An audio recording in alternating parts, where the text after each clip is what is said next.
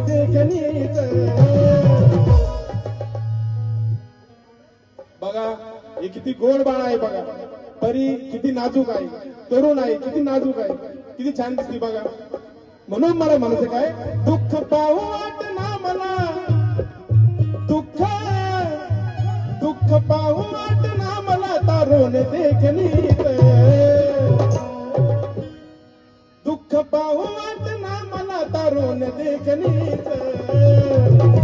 मग काय म्हणते माझं मन, शब्दांचा धनी गेला डोळे पुसाने गले.